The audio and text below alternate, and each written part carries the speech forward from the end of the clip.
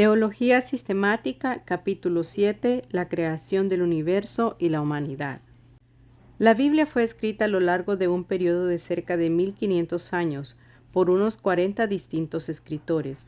No obstante, la actividad salvadora de Dios y la respuesta de la humanidad a ella parecen ser una especie de hilo común, siempre presente en toda la Escritura. Por consiguiente, mantenemos en mente este gran tema al acercarnos a las escrituras de la Biblia acerca de la creación del universo y la naturaleza de los seres humanos. La creación del universo. Las escrituras representan claramente a Dios como un ser con unos propósitos. Proverbios 19:21 observa: muchos pensamientos hay en el corazón del hombre, mas el consejo de Jehová permanecerá. Dios proclama: yo anuncio lo por venir desde el principio y desde la antigüedad lo que aún no era hecho. Yo digo: mi consejo permanecerá y haré todo lo que quiero. Versitas bíblicas en el libro. Por tanto, el estudio de la creación debe tratar de analizar el propósito que tuvo Dios al crear, es decir, el universo es lo que es porque Dios es quien es. ¿Cuál es el propósito que tuvo Dios al crear al universo? Pablo explica, dándonos a conocer el misterio de su voluntad, según su beneplácito, el cual se había propuesto en sí mismo de reunir todas las cosas en Cristo en la dispensación del cumplimiento de los tiempos, así de las que están en los cielos como las que están en la tierra. Efesios 1, del 9 al 10. Por otra parte, los propósitos de Dios con respecto a la humanidad son inseparables de sus propósitos generales con respecto a su creación. Esto es, nosotros los seres humanos somos lo que somos porque Dios es quien es. El apóstol Pablo, al hablar de nuestra futura existencia inmortal con Dios, afirma: mas el que nos hizo para esto mismo es Dios, quien nos ha dado las arras del Espíritu. 2 Corintios 5:5. Es decir, que hay una unidad indisoluble entre las enseñanzas de la Biblia acerca de Dios, de la creación del universo y de la creación y naturaleza de la humanidad. Esta unidad brota de los propósitos que tuvo Dios en la creación, y estos propósitos de Dios con respecto a su creación, y en especial con respecto a la humanidad, quedan capturados en la conocida confesión: la principal razón de ser del hombre es glorificar a Dios y disfrutarle eternamente. Dios como el Creador. Los escritores bíblicos atribuyen a Dios sin vacilación alguna la creación del universo. Por consiguiente, consideran adecuado rendirle reverentemente la gloria y la alabanza por ser el Creador. Los escritores del Antiguo Testamento atribuyen a Dios de manera rutinaria la creación del universo físico, utilizando la forma verbal bara. Él creó. El primer versículo de las Escrituras proclama: en el principio creó Dios los cielos y la tierra. Génesis 1:1. Esta sucinta y resumida declaración es un anticipo de lo que dirá el resto del capítulo 1 del Génesis. Al presentarnos el tema de la creación, Génesis 1:1 responde 3 preguntas. 1. ¿Cuándo tuvo lugar la creación? 2. ¿Quién es el sujeto de la creación? 3. ¿Cuál es el objetivo de la creación? Génesis 1:1 comienza haciendo resaltar el hecho de que hubo un verdadero principio, una idea que evitan la mayor parte de las religiones y filosofías, tanto antiguas como modernas. Bará parece indicar de manera implícita que los fenómenos físicos comenzaron a existir en aquel momento y que no había tenido existencia previa en la forma en que fueron creados por medio del decreto divino. Dicho en otras palabras, antes de este momento no existía nada en absoluto, ni siquiera un solo átomo de hidrógeno. A partir de la nada, en latín ex nihilo, Dios creó los cielos y la tierra. Según Génesis 1:1, el sujeto de la creación es Dios. La palabra bará, en su forma hebrea más frecuente, es utilizado solo para hablar de la actividad de Dios, nunca de una actividad humana creativa. La creación manifiesta el poder, la majestad, el orden y la soberanía de Dios. Al ser el creador, Dios debe ser reconocido como omnipotente y soberano. Todo aquel que abandone la doctrina bíblica de la creación estará disminuyendo el temor y la reverencia que Dios merece justamente debido a estos atributos. Ver citas bíblicas en el libro. Génesis 1:1 nos informa que Dios creó los cielos y la tierra. En el Antiguo Testamento, los cielos y la tierra comprenden la totalidad del universo armonioso y ordenado. No existe nada que Dios no haya creado. Los escritores del Antiguo Testamento usan también el vocablo yatzar, formar, moldear, para describir los actos creadores de Dios. Por ejemplo, esta palabra describe adecuadamente al alfarero, alguien que moldea o da forma a un objeto según su voluntad. Isaías 29:16. Sin embargo, cuando se usa para referirse a la actuación divina, esta palabra aparece utilizada en un paralelismo sinónimo con bara, indicando la misma clase de actos exclusivamente divinos.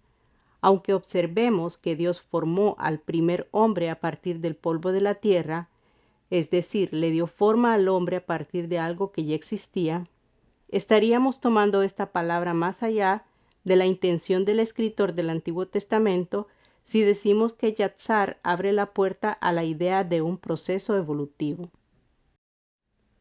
Por último, los escritores del Antiguo Testamento utilizaron un tercer término básico al describir la actividad creadora de Dios: asá, hacer. Como yatzar anteriormente, asá tiene generalmente un sentido mucho más amplio que la palabra bara. Sin embargo, al aparecer en una declaración sobre la creación paralela al bara, parece haber poca diferencia de significado entre ambos términos. Nuevamente, el término asá, aunque en ocasiones sea más amplio que bara en cuanto a significado, carece de la flexibilidad necesaria para incluir el concepto de evolución. Los escritores del Nuevo Testamento estaban tan acostumbrados como los del Antiguo a atribuirle a Dios la creación.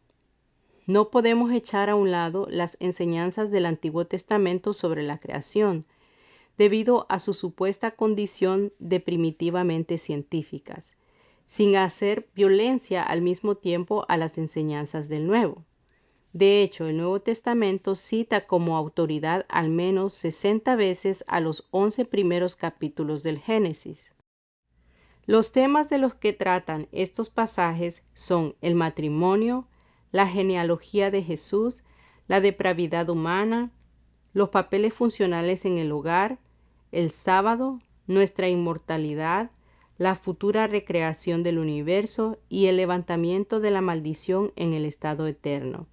Si la autoridad y la factualidad de los 11 primeros capítulos del Génesis desaparecen, ¿qué podremos hacer con estas doctrinas del Nuevo Testamento?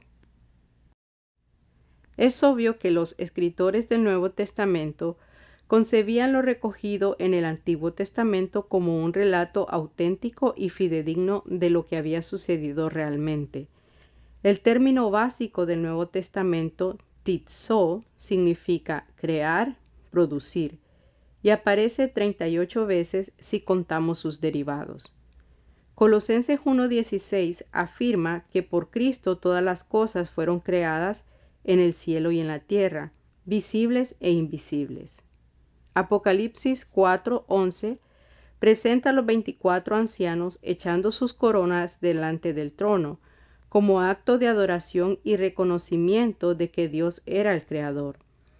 En Romanos 1:25, Pablo observa con tristeza que los idólatras cambiaron la verdad de Dios por la mentira, honrando y dando culto a las criaturas antes que al Creador, el cual es bendito por los siglos. Además de esto, el Nuevo Testamento, igual que el Antiguo, indica que el poder de Dios como Creador es una fuente de consuelo cuando estamos sufriendo. Primera de Pedro 4:19. El mismo Dios sigue aún supervisando providentemente su creación. Por último, la Biblia afirma que Dios sostiene o mantiene el universo, Los levitas al alabar a Dios reconocían que Dios le da vida a todo. Nehemías 9:6. Al hablar de la muchedumbre de las estrellas, Isaías 40:26 declara: ninguna faltará, tal es la grandeza de su fuerza y el poder de su dominio.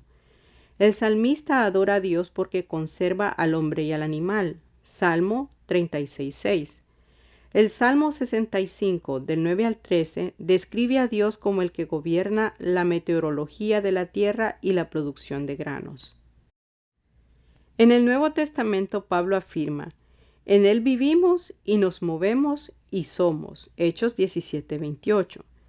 En Colosenses 1:17 dice, con respecto a Cristo: Él es antes de todas las cosas y todas las cosas en Él subsisten. Hebreos 1:3 declara que el Hijo sustenta todas las cosas con la palabra de su poder. Muchos otros pasajes de las Escrituras hablan de la actividad de supervisión directa y conservación de su creación que realiza Dios. El Dios Trino y Uno obró de manera corporativa en la creación. Muchos pasajes de las Escrituras se limitan a atribuir la creación a Dios, sin más. Sin embargo, otros pasajes especifican las personas de la divinidad. Se atribuye la creación al Hijo en Juan 1:3, Colosenses 1 del 16 al 17 y Hebreos 1:10. Además, Génesis 1:2, Job 26:13 y 33:4, Salmo 104:30 e Isaías 40 del 12 al 31 incluyen la aparición del Espíritu Santo en la creación. Podríamos preguntar: ¿realizaron los miembros de la divinidad papeles concretos durante la creación? Pablo declara: solo hay un Dios, el Padre del cual proceden todas las cosas, y nosotros somos para Él, y un Señor Jesucristo, por medio del cual son todas las cosas y nosotros por medio de Él. Primera de Corintios 8:6. Millard Erickson, después de revisar los pasajes sobre la creación, llega a una conclusión. Aunque la creación procede del Padre, se realiza a través del Hijo y por el Espíritu Santo. Aconsejaríamos que no se aceptasen declaraciones más específicas que estas. Las Escrituras dicen con claridad que Dios creó todo cuanto existe, tal como ya mencionáramos brevemente. La Biblia emplea la frase los cielos y la tierra para abarcar toda la creación, el universo entero. De hecho, aparecen con frecuencia los cielos y la tierra en declaraciones paralelas que comprenden toda la creación. Por último, hay ocasiones en que se utiliza la palabra cielos sola para referirse a todo el universo. Los escritores del Nuevo Testamento usan el término cosmos, mundo, como sinónimo de los cielos y la tierra del Antiguo, para referirse a todo el universo. Pablo parece igualar cosmos a cielos y tierra en Hechos 17:24. Muchos otros pasajes del Nuevo Testamento se refieren a la creación del mundo por Dios e incluyen al universo. Los escritores del Nuevo Testamento utilizaron también las palabras tapanta, todas las cosas, para describir la amplitud de la obra creadora de Dios, no siempre con el artículo determinado. Juan 1:3 declara enfáticamente que todas las cosas fueron hechas por medio de la palabra viva. Pablo habla de Jesucristo a través del cual son todas las cosas. Primera de Corintios 8:6. Véase también Colosenses 1:16. Hebreos 2:10 habla de Dios para quien y por medio de quien todo existe. Asimismo, en el Apocalipsis, los 24 ancianos le rinden adoración a Dios porque Él ha creado todas las cosas. 4:11. Véase también Romanos 11:36. Por último, los escritores del Nuevo Testamento apoyan el concepto de la creación, ex nihilo, a partir de la nada, con proposiciones declarativas.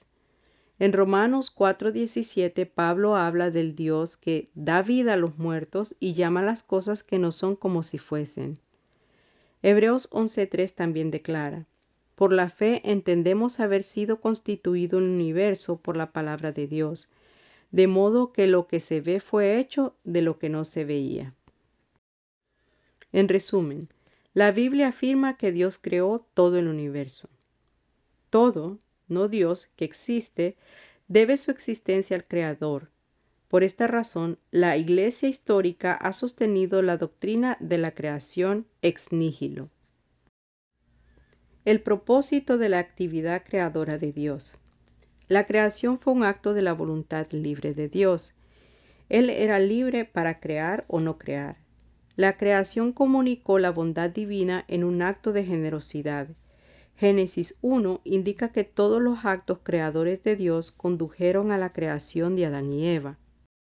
Muestra también una correspondencia del primer día con el cuarto, el segundo con el quinto y el tercero con el sexto. El primer día y el segundo describen cada uno un acto creador, y el tercero describe dos actos diferentes. Los días cuarto y quinto describen un acto creador cada uno de ellos, mientras que el sexto día describe dos actos creadores distintos. Se pueden notar un progreso y una culminación que van conduciendo a la creación de la humanidad. Todo esto demuestra que Dios creó según un plan que fue llevado a su terminación. Esto nos anima a creer que llevará a cabo su plan de redención hasta su consumación en el regreso de Jesucristo.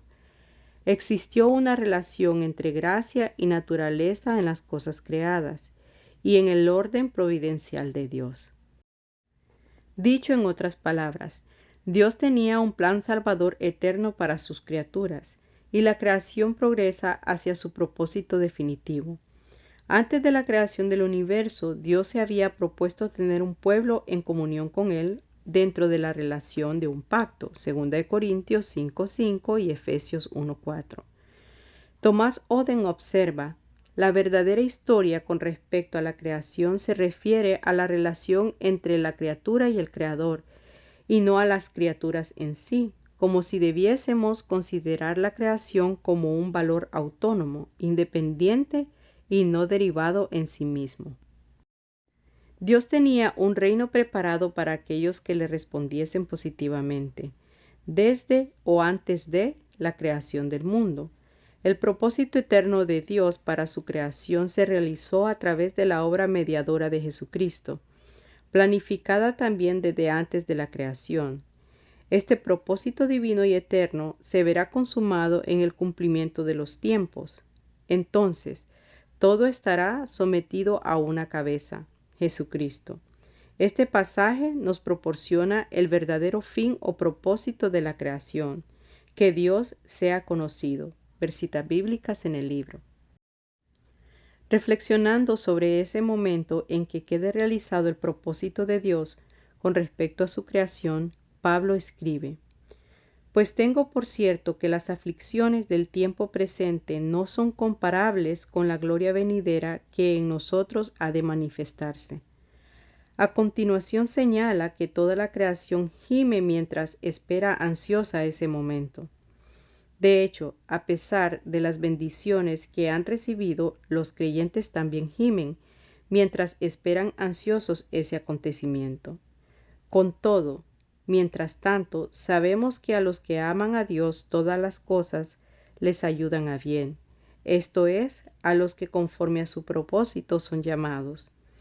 El hecho de que los seres humanos tengan la posibilidad de amar a Dios lleva implícita la realidad de que la humanidad fue creada con libre albedrío. Versitas bíblicas en el libro.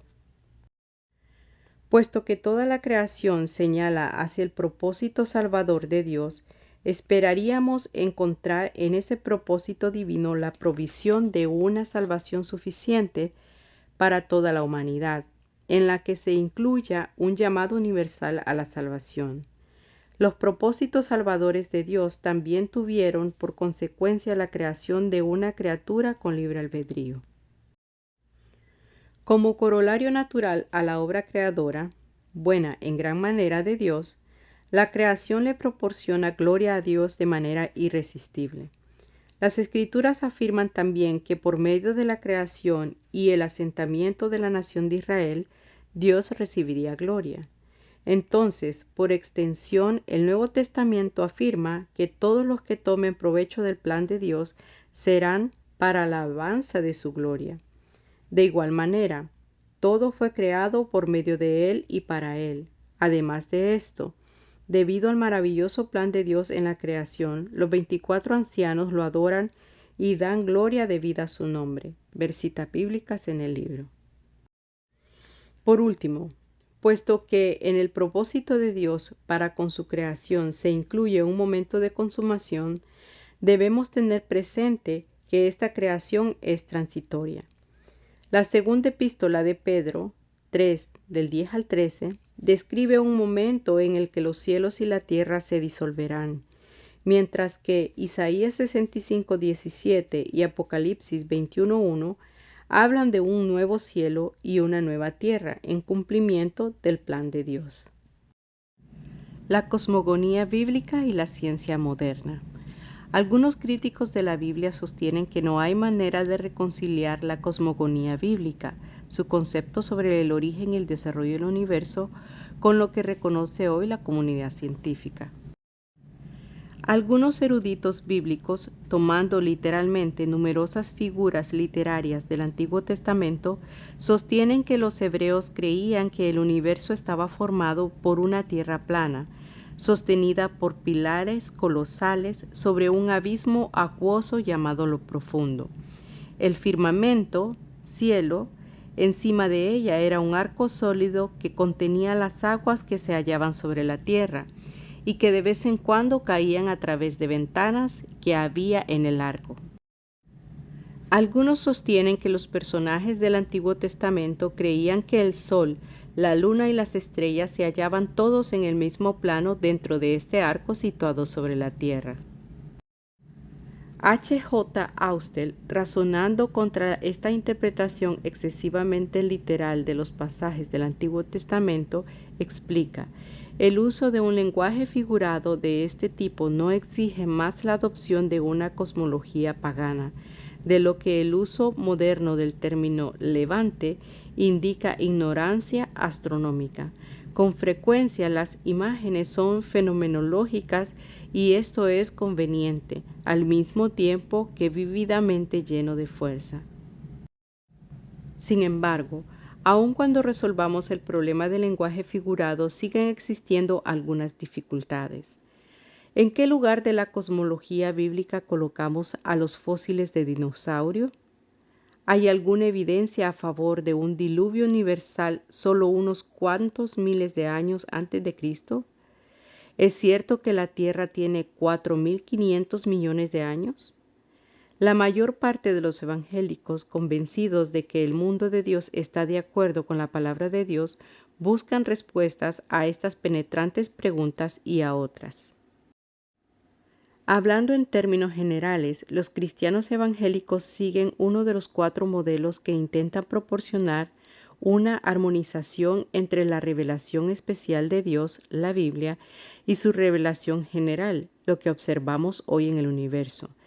Estos puntos de vista son: 1. La evolución teísta; 2. La teoría de la interrupción, llamada también el concepto de ruina y reconstrucción; 3.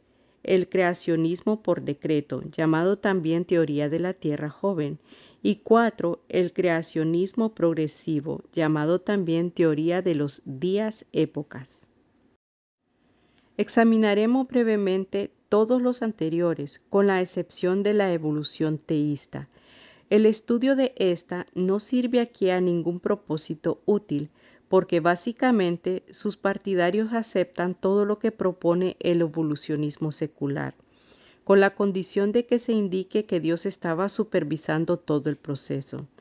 Los partidarios de la evolución teísta niegan, como es de esperar, que se usen yatzar y asá en una forma paralelamente sinónima en los relatos de la creación, sino que en lugar de esto incluyen el concepto de una evolución que ha tenido lugar a lo largo de largos eones de tiempo. Además de esto, necesitaremos hacer ciertas generalizaciones en nuestro estudio. Aunque un escritor no represente de manera adecuada dentro de cierto modelo el consenso en todos los detalles dentro del modelo, por la brevedad podemos permitir que ese escritor represente a todos de una manera general. En realidad, no hay un solo autor que esté de acuerdo con todas las conclusiones a las que lleguen los demás que sostienen el mismo punto de vista. Por último, muchos autores no especifican la identidad de su modelo general. Dejando a un lado la evolución teísta por el momento, los otros tres puntos de vista están de acuerdo en que la macroevolución, la transmutación de un tipo de organismo en otro tipo más complejo, esto es, la evolución entre especies, nunca ha tenido lugar, como que un reptil se haya convertido en ave o un mamífero de tierra se haya convertido en mamífero acuático. No obstante, los tres puntos de vista están de acuerdo en que sí ha tenido lugar una microevolución, una especie de cambios pequeños dentro de los organismos, esto es, la evolución dentro de una misma especie, como el cambio de color en las polillas, el cambio de longitud en el pico o en el color del plumaje de las aves, o la variedad que observamos en los seres humanos, todos los cuales son descendientes de Adán y Eva. Los tres puntos de vista están de acuerdo en que se debe adorar a Dios como el Creador, y en que Él, sobrenaturalmente y sin la interrupción de ninguna otra causa o agente, por medio de actos creadores distintos y sobrenaturales, creó a los antepasados genéticos de los grandes grupos de organismos vegetales y animales que observamos hoy. Finalmente, los tres puntos de vista están de acuerdo en que los seres humanos derivan su valor o dignidad del hecho de haber sido creados directamente a imagen de Dios.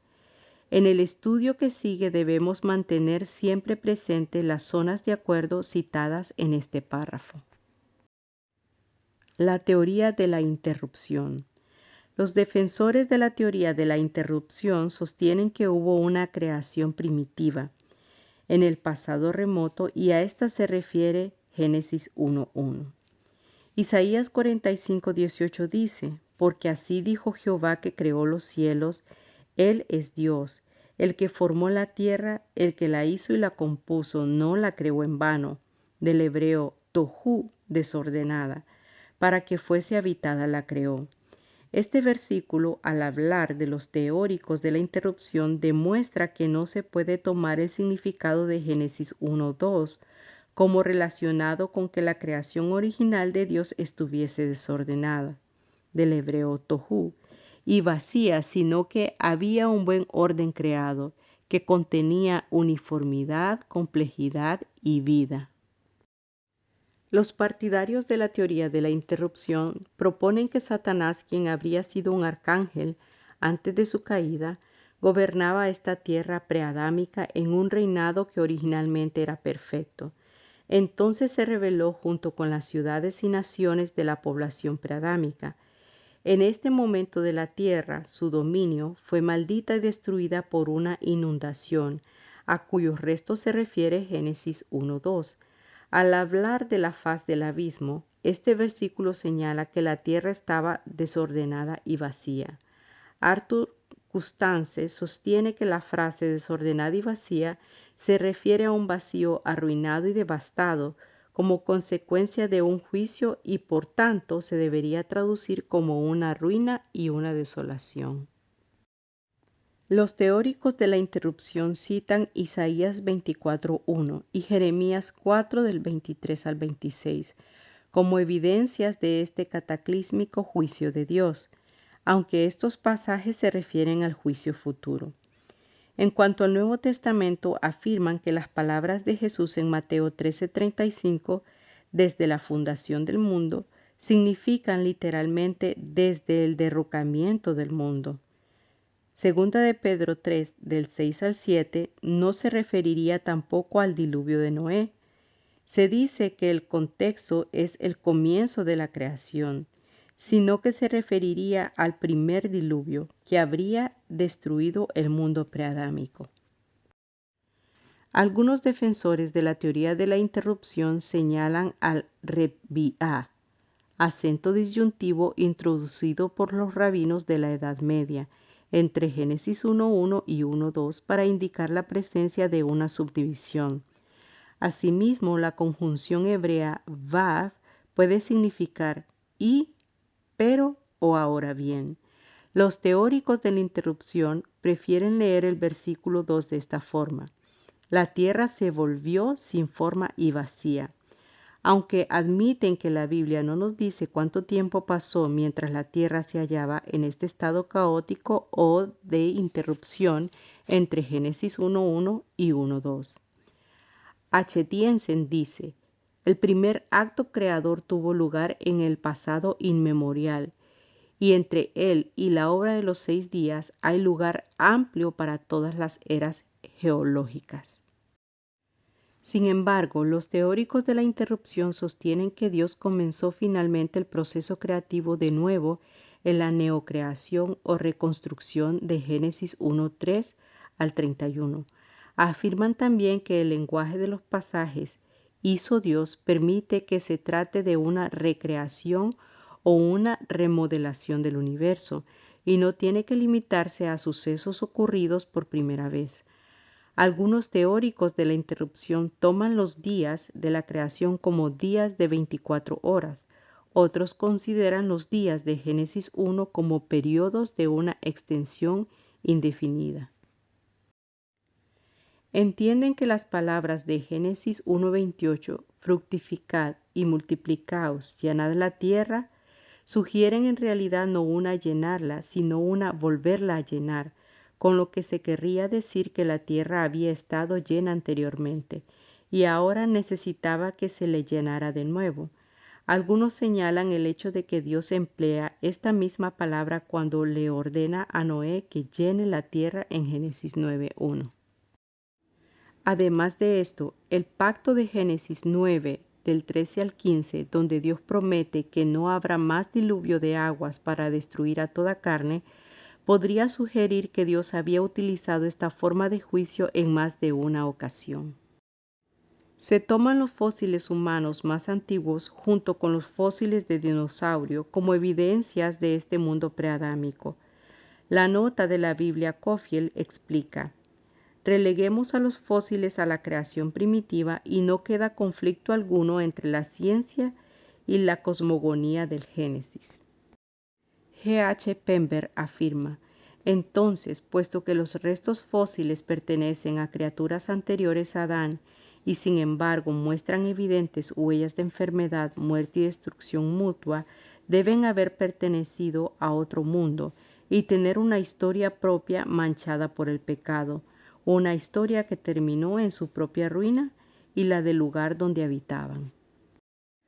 A pesar de todo, la teoría de la interrupción presenta varios puntos débiles. El idioma hebreo no da lugar a una interrupción de millones o miles de millones de años entre Génesis 1.1 y 1.2. Tiene una forma especial que indica secuencia y comienza a usar esa forma a partir del versículo 3. Nada indica secuencia entre 1.1 y el 1.2. Por tanto, muy bien se podría traducir el 1.2 de esta forma. Ahora, esto es, en el momento del principio, la tierra carecía de forma y estaba vacía de habitantes. Hoy en día, los eruditos del Antiguo Testamento suelen reconocer que Génesis 1.1 funciona como una declaración resumida e introductoria sobre la creación, sobre la cual amplía detalles del resto del capítulo. El versículo no describe a un mundo preadámico, sino que le presenta al lector el mundo que Dios creó sin forma y vacío. Esto es, Dios no creó la tierra con su forma presente de continentes y montañas, ni la creó con gente ya en ella. En los 3 primeros días le dio forma a su creación, en los días del 4 al 6 la llenó. El resto de la Biblia mira estos días como creación, no como una recreación. Además de esto, los verbos bará, Yatzar y Asa son utilizados en un paralelismo sinónimo en diversos pasajes del Génesis y de otros libros de la Biblia. Debemos ser cautelosos al asignarles un significado ampliamente distinto a estos verbos, simplemente porque está más de acuerdo con una cierta teoría armonizada. Además, el término llenar de 1.28 no significa volver a llenar, algo que ya ha estado lleno anteriormente, solamente significa llenar. También la palabra estaba del versículo 2, la tierra estaba desordenada y vacía, no se debe traducir como se convirtió o se había vuelto, como sostienen los teóricos de la interrupción. Por último, la teoría de la interrupción se derrota a sí misma, al relegar todos los estratos que contienen fósiles al mundo preadámico, con el fin de armonizar Génesis 1 con los datos científicos, elimina toda evidencia de una catástrofe acuática global en los tiempos de Noé. Gustance, el defensor más técnico de la teoría de la interrupción, en la segunda mitad del siglo XX, notó esta dificultad y optó por un diluvio local en Mesopotamia y los lugares que lo rodean. Sin embargo, en Génesis dice claramente que el diluvio tuvo una extensión universal. Ver citas bíblicas en el libro. El creacionismo por decreto. Otro punto de vista entre los cristianos evangélicos de hoy es el creacionismo por decreto, conocido también como la teoría de la tierra joven. Los que sostienen el creacionismo por decreto piensan que se deben interpretar las escrituras de manera literal cada vez que sea posible, a fin de llegar a la intención, verdad original del autor. Por consiguiente, los partidarios de la creación por decreto sostienen que se pueden hacer cálculos generales a partir de la fecha de la construcción del templo en Primera de Reyes 6.1, del 966 al 967 a.C., que nos remontarían hasta la creación de Adán en el sexto día de la semana creadora. Aun cuando los escritores bíblicos no hubiesen tenido la intención de que se realizaran cálculos matemáticos de esta índole, con todo, puesto que la palabra de Dios es inerrante, los resultados serían exactos.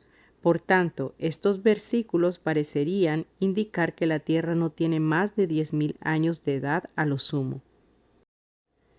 Los partidarios de la creación por decreto sostienen que Dios creó el universo por medio de un fiat suyo, en el latín hágase, un decreto inmediato y sobrenatural. No necesitó millones ni miles de millones de años para realizar sus propósitos. Los que apoyan este punto de vista dicen que los días de la creación en Génesis 1 se deben tomar como días en el sentido en que se entiende el término corrientemente, puesto que esta es la forma en que los hebreos entienden el término.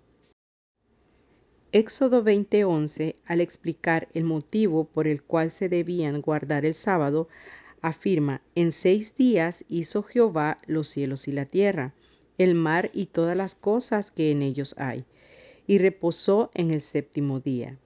Véase también Marcos 2:27. Es inconcebible afirmar los partidarios del creacionismo por decreto que Dios le hubiera comunicado esto a Moisés, si en realidad sus actos creadores de Génesis 1 habían tomado miles de millones de años. Los partidarios de la creación por decreto ponen en tela de juicio las edades tan antiguas a las que se ha llegado por medio de diversas formas de fijación de fechas por métodos radiométricos. En primer lugar, nunca será posible probar las siguientes suposiciones del sistema de medición radiométrica. 1. Que Dios no creó la Tierra con lugares radioactivos donde hubiera elementos hijos, elementos que también son producto de la desintegración radiactiva, ya presentes. 2. Que la velocidad de desintegración radioactiva haya sido constante durante 4.500 millones de años. Y 3. Que no haya existido filtramientos de elementos base o hijos en 4.500 millones de años. En segundo lugar, los trabajos recientes en el campo de la física nuclear parecen poner una interrogante sobre el sistema de fechas con uranio 238. Y en tercer lugar, la fijación de fechas por métodos radiométricos no es de fiar porque, según el método que se utilice, se puede demostrar que la Tierra tiene desde 100 hasta millones de años de existencia. Por consiguiente, los diversos métodos son fuertemente incoherentes entre sí. Además de esto, los partidarios de la creación por decreto creen que Dios creó la biosfera entera en un estado maduro y en pleno funcionamiento, con humanos y animales adultos, árboles maduros que producían fruto, etc. E hizo lo mismo con el universo físico, la atmósfera, el suelo rico en nutrientes con materia orgánica muerta en él, la luz de las estrellas ya alcanzaba a las estrellas, etc. Henry Morris llama a esto el estado de plenitud funcional.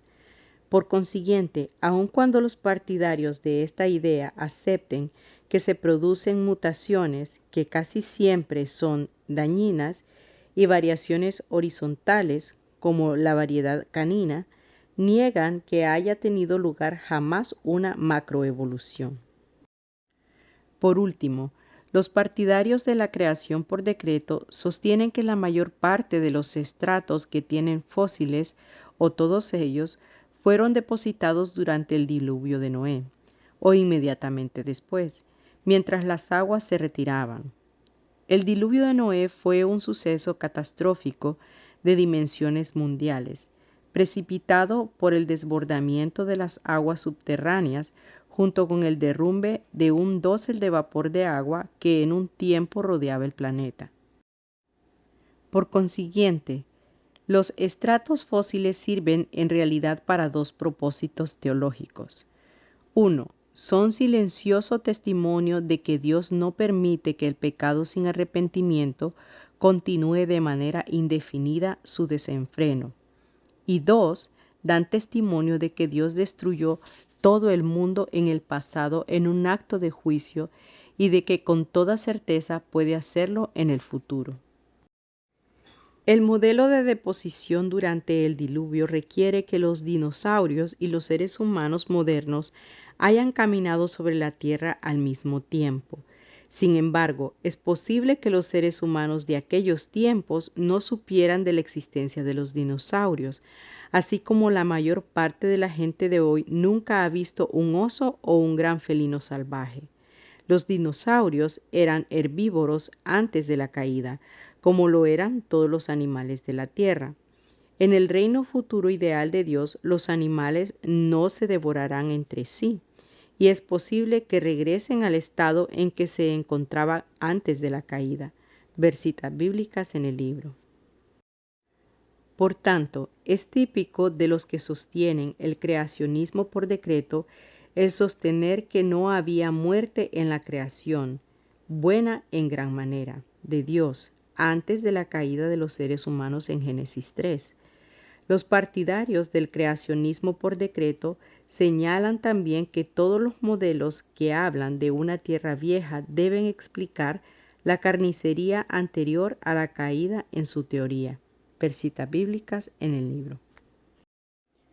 El creacionismo por decreto, como todos los otros puntos de vista, tienen sus problemas.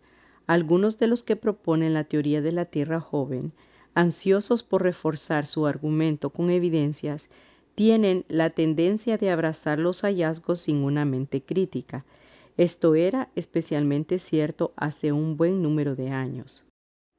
Por ejemplo, hubo una ocasión en que los creacionistas por decreto le dieron publicidad al hallazgo de unas supuestas huellas humanas fosilizadas en el lecho del río Paluxy en Texas. Las investigaciones posteriores de los creacionistas pusieron en duda la identidad de esas huellas y posteriormente se retiraron los materiales publicados acerca de ellas. Ha habido otros casos similares, como la aceptación por parte de algunos partidarios del creacionismo con una tierra joven, de una reducción de tamaño en el Sol y una reciente disminución en la velocidad de la luz por un factor de 10 millones. Con toda justicia hemos de decir que gran parte de la crítica y el rechazo de estas supuestas evidencias a favor de una Tierra joven proceden del mismo campo del creacionismo por decreto. Otra debilidad del creacionismo por decreto se manifiesta en la tendencia a utilizar una interpretación totalmente estricta de las Escrituras.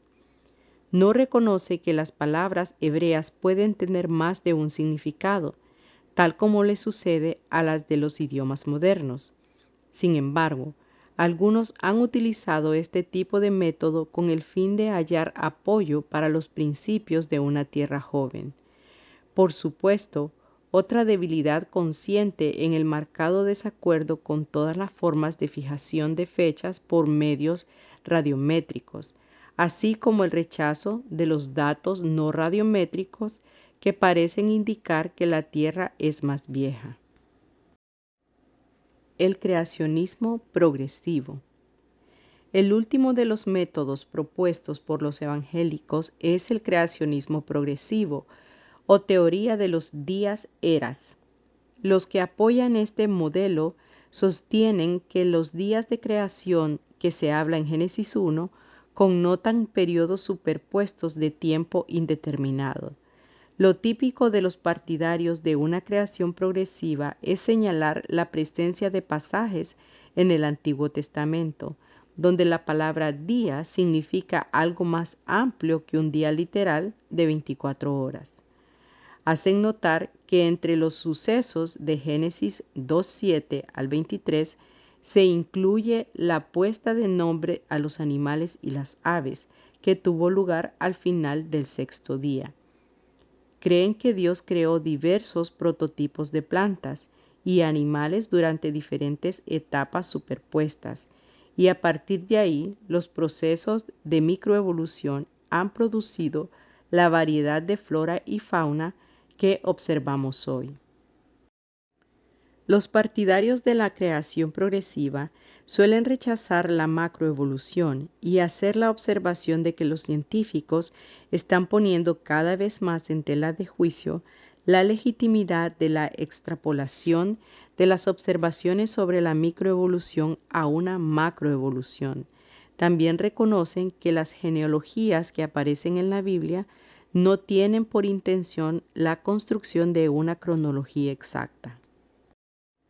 Muchos consideran que Génesis 1 fue escrito desde el punto de vista de un hipotético observador situado en la tierra.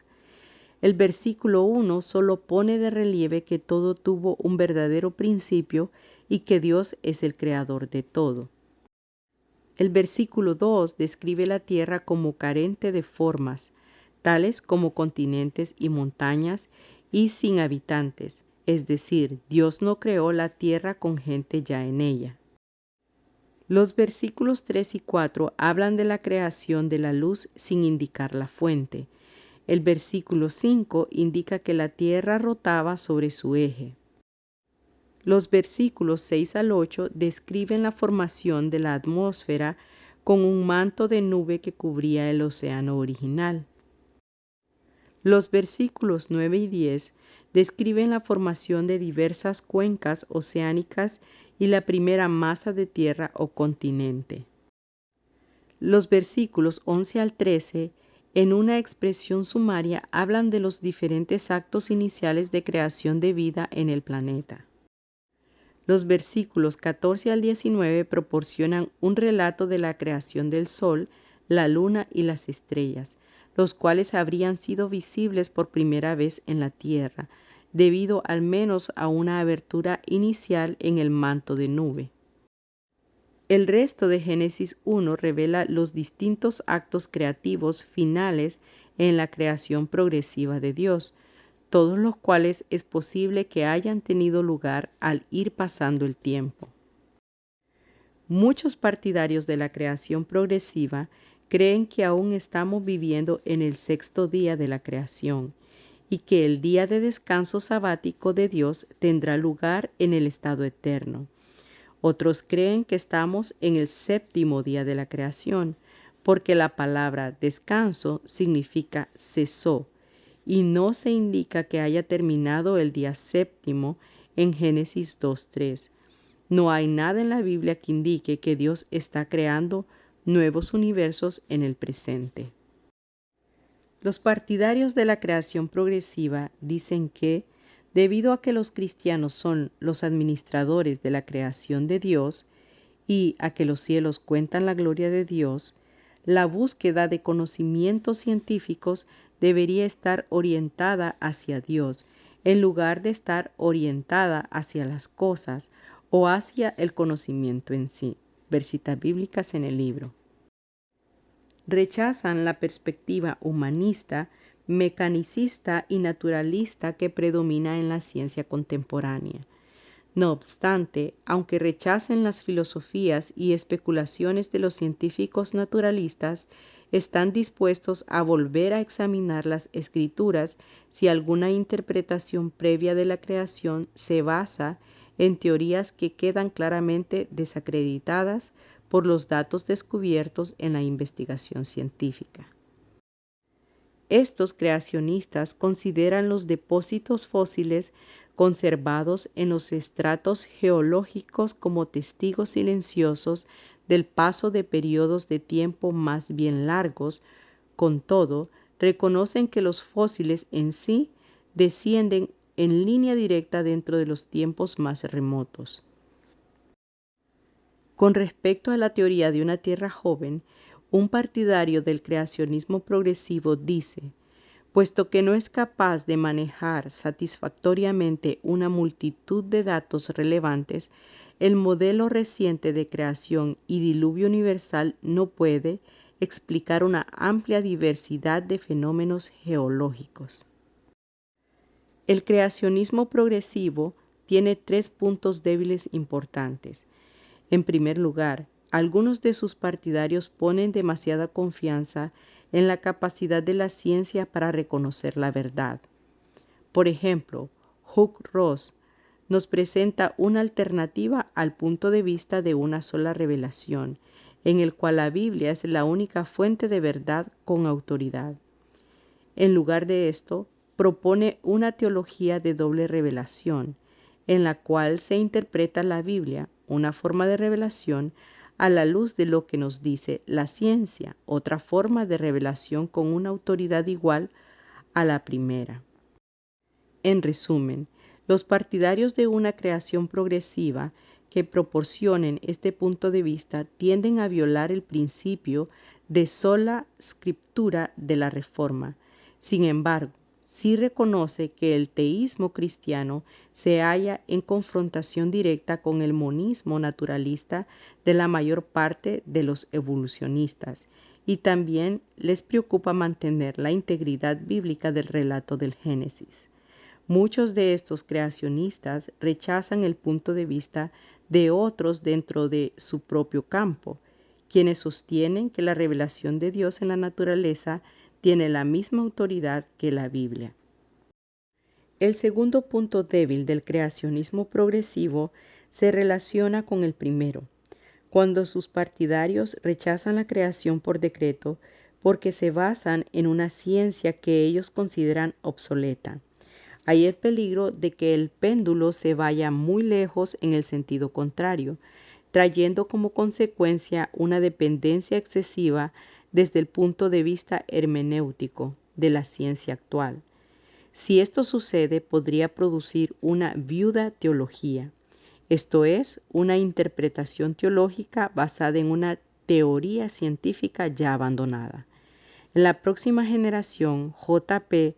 Moreland, filósofo evangélico, nos recuerda que la ciencia existe en un constante estado de movimiento. Lo que se considera verdadero hoy es posible que no sea considerado bajo la misma luz dentro de 50 años. Moreland señala que la ciencia ha cambiado tanto en los últimos 200 años que no es correcto hablar de un cambio en la forma en que ésta mira al mundo y proporciona soluciones a sus problemas, sino más bien de un abandono absoluto de teorías antiguas y formas antiguas de ver el mundo, a favor de otras nuevas, aun cuando la terminología permanezca inalterada. Lo mismo le sucederá a las teorías sostenidas actualmente. El tercer punto débil del creacionismo progresivo consiste en que una vez que se asignen los estratos geológicos a largas eras de deposición gradual, no queda evidencia clara alguna de un diluvio universal fuera de la propia Biblia. Muchos científicos evangélicos que son partidarios de la creación progresiva se atienden a explicaciones de algún tipo sobre un diluvio localizado. Ver citas bíblicas en el libro. Armonización de los puntos de vista. Si todos los intentos actuales por lograr una armonía entre la Biblia y la ciencia están plagados de dificultades, ¿por qué tenerlos en cuenta? En primer lugar, algunas preguntas necesitan una respuesta, y estamos convencidos de que, al ser Dios un Dios veraz y constante, su palabra está de acuerdo con su mundo. En segundo lugar, la Biblia misma parece evocar evidencias para apoyar creencias. Parece sugerir que necesitamos tener algo inteligente que decir con respecto a la ciencia y a ella misma, si se nos pregunta. Ver citas bíblicas en el libro. Aunque con dificultad, los intentos evangélicos anteriores por lograr una armonía hacen mucho en cuanto a responder las preguntas, tanto de santos como de pecadores. En resumen, los principios básicos en los cuales están de acuerdo los defensores de todos los puntos de vista son los siguientes. 1. La generación espontánea de la vida a partir de la falta de vida es imposible. Los que tratan de crear vida en un tubo de ensayo marcan las cartas de manera poco honrada a su favor. 2. Las variaciones genéticas parecen tener límites, no se presentan en todas direcciones y las mutaciones son casi siempre dañinas. 3. La mejor explicación de la diferenciación entre especies tiene que ver con el aislamiento ecológico y no con unos procesos macroevolutivos. 4. El registro fósil contiene vacíos entre las formas principales de organismos vivos, vacíos que no son capaces de producir ningún tipo de eslabones perdidos, los cuales deberían estar presentes por miles si la evolución fuese cierta. 5. La mejor manera de explicar la homología, las similaridades observadas en los organismos vivos, se halla en función de un diseño inteligente y del uso intencionalmente repetido de modelos, no en unos supuestos antepasados comunes. Por tanto, el estudio de los creacionistas ha generado varias respuestas importantes a las preguntas que se están haciendo. Sin embargo, sería útil que los partidarios de todos estos puntos de vista reconocieran sencillamente que las Escrituras no hablan en apoyo de sus modelos de la manera concreta en que ellos querrían que lo hiciesen. Debemos tener el cuidado de dar reconocimiento pleno a las limitaciones y al estado caído de la humanidad. Ver citas bíblicas en el libro. No se puede considerar al pensamiento humano como una capacidad neutra, objetiva y eficaz en sí misma o por sí misma. Así nos lo recuerda Ethan Lenneman, convertida del método de interpretación histórico-crítico a una fe salvadora. La regulación necesaria del pensamiento debe tener lugar a través de la Santa Escritura. Ella es la que controla los procesos mentales. El pensamiento debe subordinarse a la palabra de Dios. Si brotan las dificultades, no ha de poner en duda la palabra de Dios, sino su propia sabiduría. El Espíritu Santo usa la palabra, y este principio orientador es capaz de soportar la prueba del tiempo. La creación y naturaleza de los seres humanos. No es posible separar los propósitos de Dios de su creación. Dios creó el universo con la visión de llegar a una relación perdurable con la humanidad. Los escritores bíblicos, con un lenguaje que no admite equivocaciones, le atribuyen la creación, todo cuanto existe y es, no Dios, al Dios uno y trino. Puesto que Dios es el creador, solo Él es digno de nuestra reverencia y adoración.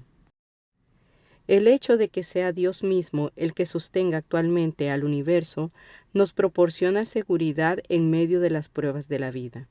Además de esto, el punto de vista bíblico, a la luz de la creación, afirmaría que la creación física es básicamente ordenada, lo cual hace posible la ciencia, y beneficiosa para la existencia humana. También los seres humanos mismos son buenos cuando se hallan en relación con Dios. Por último, toda la creación se mueve hacia el punto culminante redentor en Jesucristo, en los nuevos cielos y la nueva tierra. La terminología bíblica sobre la humanidad. Los escritores del Antiguo Testamento tenían a su disposición numerosos términos cuando describían al ser humano. Quizás el más importante, que aparece 562 veces, es Adán. Esta palabra se refiere a la humanidad, en la que se incluye tanto hombres como mujeres, como la imagen de Dios y el punto culminante de la creación, en Génesis 1:26 al 28 y 2:7.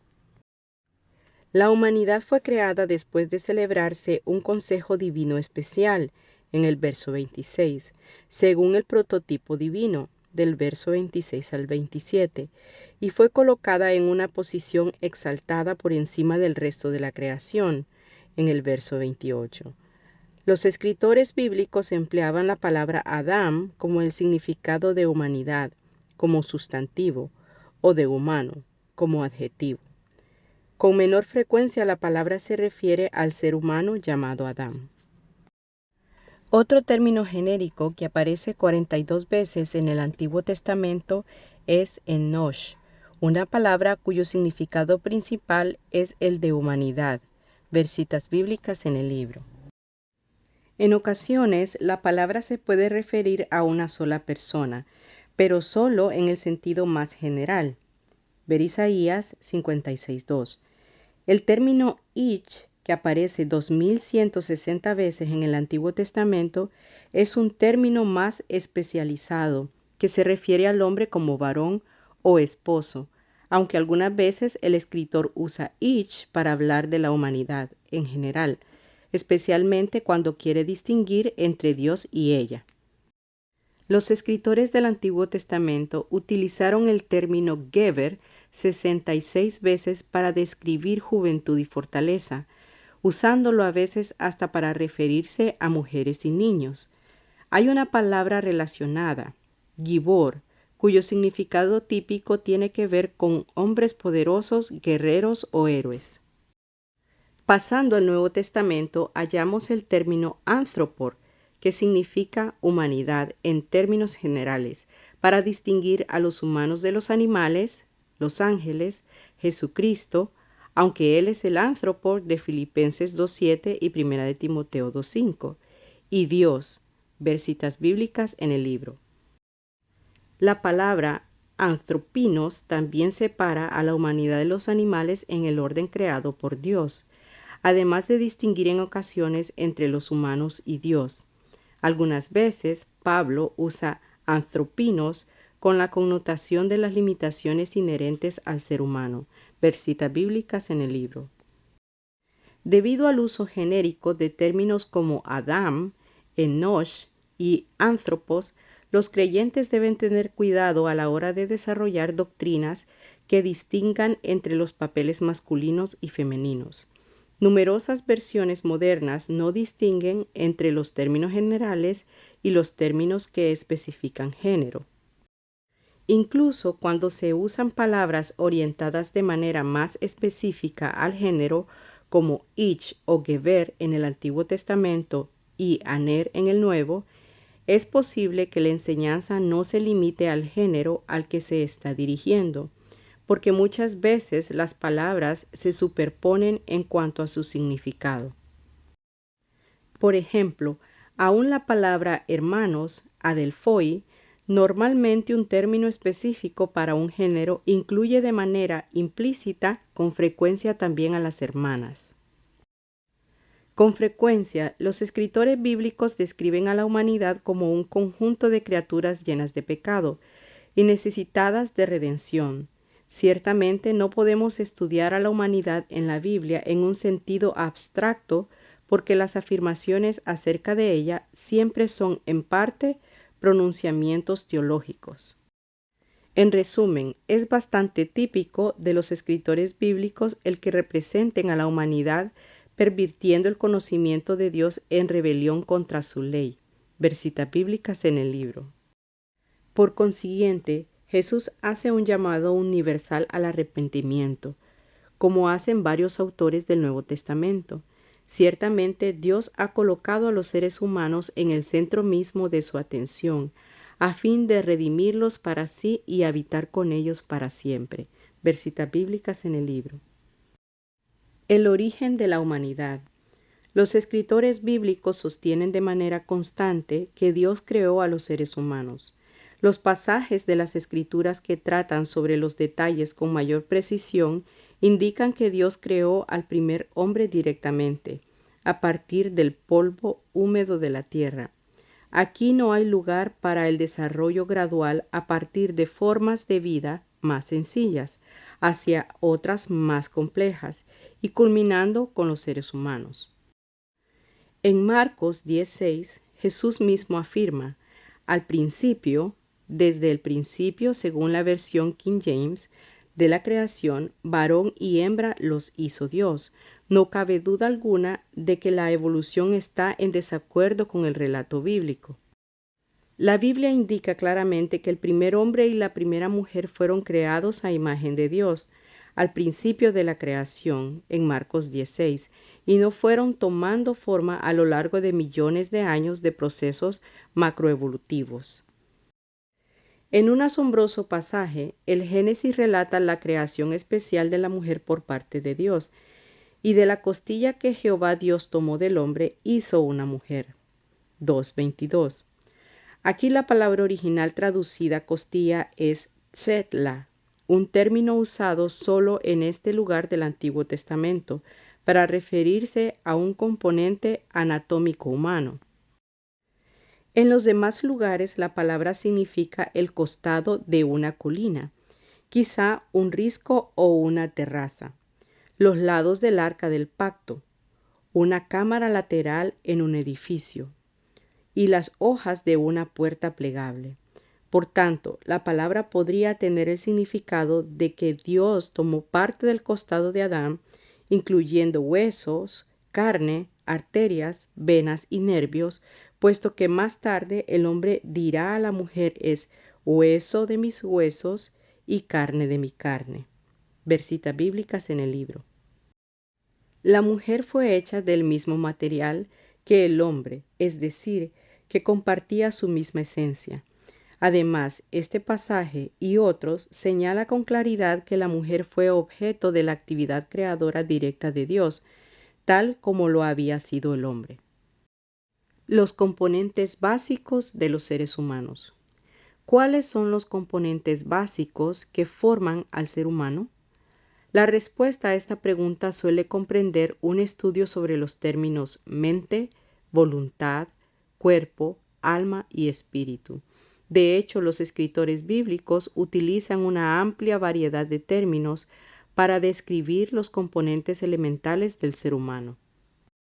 La Biblia habla de corazón, mente, riñones, lomos, hígado, partes interiores e incluso entrañas, como componentes de las personas que contribuyen a su capacidad distintivamente humana para reaccionar ante determinadas situaciones.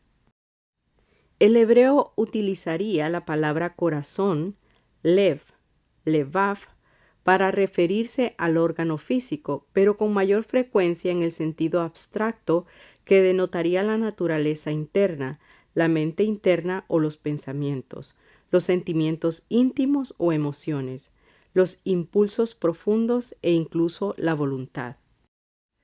En el Nuevo Testamento, corazón, cardía, también se podía referir al órgano físico, pero significa principalmente la vida interior con sus emociones, pensamientos y voluntad, así como el lugar donde habitan el Señor y el Espíritu Santo.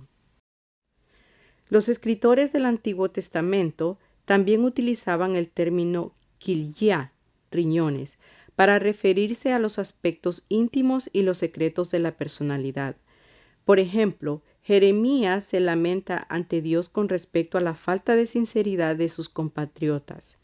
Cercano estás tú en sus bocas, pero lejos de sus riñones. Jeremías 12:2, traducción literal. En el Nuevo Testamento se usa nefroi, riñones, una sola vez. Apocalipsis 2:23, cuando Jesús le advierte al ángel de la iglesia de Tiatira: todas las iglesias sabrán que yo soy el que escudriña riñones y corazones. Literal. Algunas veces los escritores del Nuevo Testamento utilizaron la palabra splancna, entrañas, intestinos, para referirse a la actitud de una persona. Jesús tuvo compasión ante la multitud. En estos pasajes el significado parece ser misericordia llena de amor. En un lugar, splachna parece ser paralelo en significado a cardía, corazón. En otro aparece donde esperaríamos la palabra neuma, espíritu. Versitas bíblicas en el libro. Los escritores del Nuevo Testamento hablaban también con frecuencia de la mente, nous dianoia, y la voluntad, selema, bulema, bulesis. La mente es la facultad de la percepción intelectual, además de la capacidad para alcanzar juicios morales. En ciertas apariciones dentro del pensamiento griego, la mente parece un concepto paralelo al término lev, corazón, en el Antiguo Testamento. En otras ocasiones es evidente que los griegos distinguían entre ambos. Versitas bíblicas en el libro. En cuanto a la voluntad, se puede presentar la voluntad humana o volición por una parte como un acto mental dirigido hacia el libre albedrío. En cambio, por otra, puede estar motivada por un anhelo que ejerce su presión desde el inconsciente. Puesto que los escritores bíblicos utilizan estos términos de maneras diversas, tal como lo hacemos nosotros en el lenguaje diario, es difícil decidir con exactitud a partir de las escrituras dónde termina la mente y comienza la voluntad. Es evidente que muchos de los términos que hemos estudiado son algo ambiguos y ciertamente coinciden al menos parcialmente a veces. Ahora dirigimos nuestro estudio a los términos cuerpo, alma y espíritu. ¿Es posible incorporar todos los términos mencionados anteriormente o componentes como alma y espíritu? O bien, ¿una división así sería artificial o lo más que podemos esperar es una división entre lo material y lo inmaterial? Los escritores bíblicos tenían una amplia variedad de términos entre los cuales podían escoger al referirse al cuerpo. Los hebreos podían hablar de la carne, basar, sheer, alma, nefesh, para referirse al cuerpo, donde el significado es el de un cuerpo muerto, y fortaleza, meod, con el significado de la fortaleza de nuestro cuerpo. Versitas bíblicas en el libro. Los escritores del Nuevo Testamento hablaban de la carne, sarx, que a veces tomaba el significado del cuerpo físico, las fortalezas, ish, del cuerpo, o más frecuentemente del cuerpo, soma, que aparece 137 veces. Versitas bíblicas en el libro. Para hablar del alma, el término principal de los hebreos era nefesh, que aparece 755 veces en el Antiguo Testamento. Lo más frecuente es que esta palabra de amplio significado quiera decir sencillamente la vida, el yo, la persona. Ver citas bíblicas en el libro.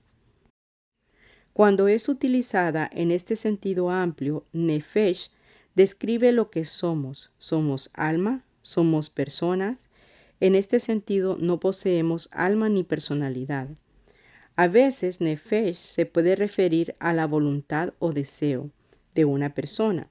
Sin embargo, en ocasiones toma la connotación de ese elemento que hay en los seres humanos que posee diversos apetitos o hambres.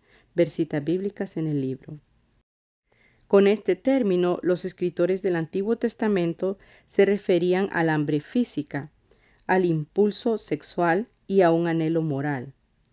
En Isaías 10:18 aparece nefesh junto con carne, basar, evidentemente para denotar a la persona total. Ver citas bíblicas en el libro. Los escritores del Nuevo Testamento utilizaron en 101 ocasiones la palabra psique para describir el alma de la persona humana. En el pensamiento griego, el alma podía ser 1. El asiento de la vida o la vida misma. 2. La parte interior del ser humano, equivalente al yo, la persona o la personalidad.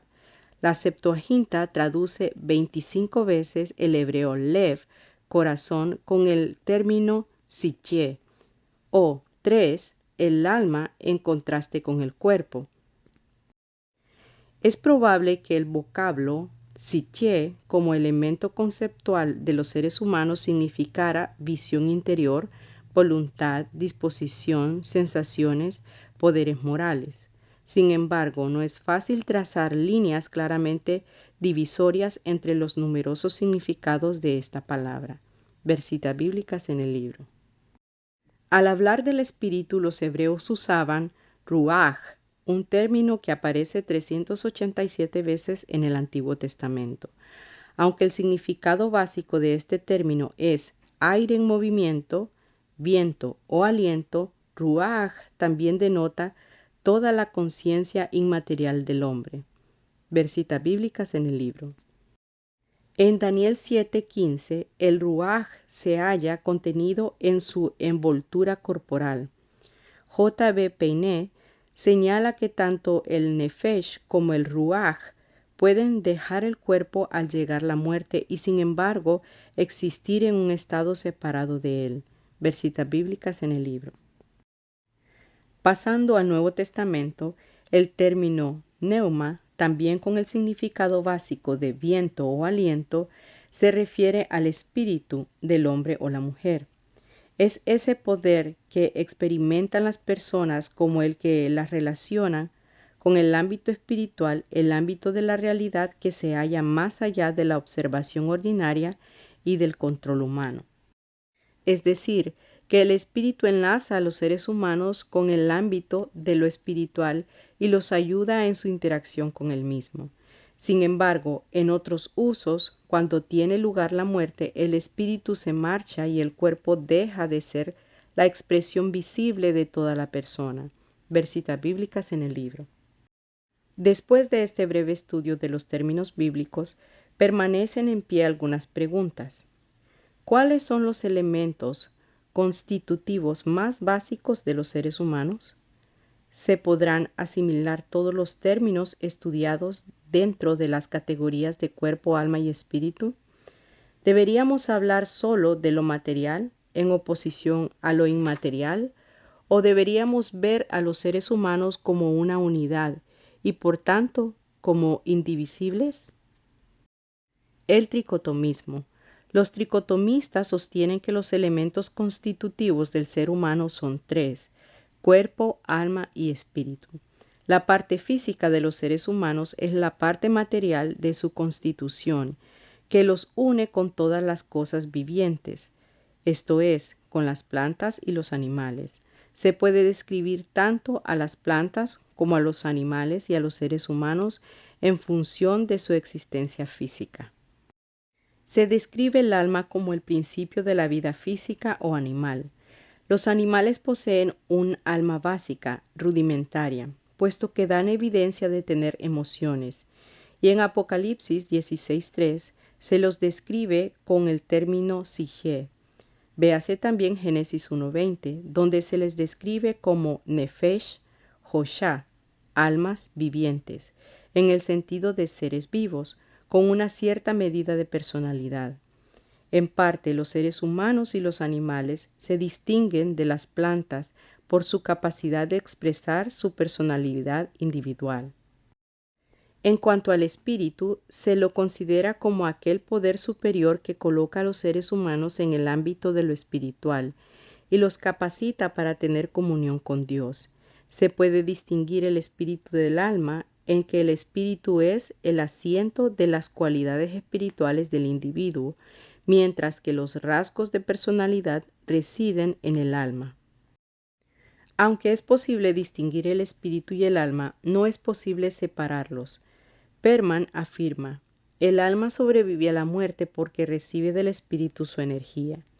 Con todo, el alma y el espíritu son inseparables, porque el espíritu se halla entretejido en la urdimbre misma del alma, se hallan fundidos y soldados en una sola sustancia.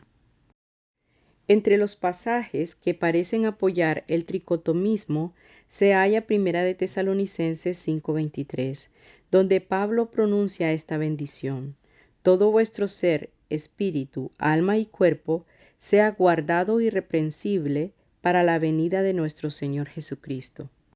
En 1 de Corintios 2:14 y 3:4, Pablo habla de los seres humanos llamándolos sárquicos, literalmente carnal. En 3:1-3, psíquicos, literalmente dominado por el alma. 2:14, y neumáticos, literalmente espiritual, en 2:15. Estos dos pasajes hablan claramente de tres componentes elementales. Hay otros pasajes que parecen hacer una distinción entre el alma y el espíritu, como 1 de Corintios 15:44 y Hebreos 4:12. El tricotomismo ha sido bastante popular en los círculos protestantes conservadores. Sin embargo, H. O. Wiley señala que pueden aparecer errores cuando se pierde el equilibrio en diversos componentes del tricotomismo. Los gnósticos, un grupo religioso sincretista de los primeros tiempos, que adoptó elementos tanto del paganismo como del cristianismo, sostenían que al ser el espíritu el que emanaba de Dios, era incapaz de pecar. Los apolinaristas, un grupo herético del siglo IV, condenado por varios concilios eclesiásticos, pensaban que Cristo poseía un cuerpo y un alma, pero que el espíritu humano había sido reemplazado en él por el Logos divino.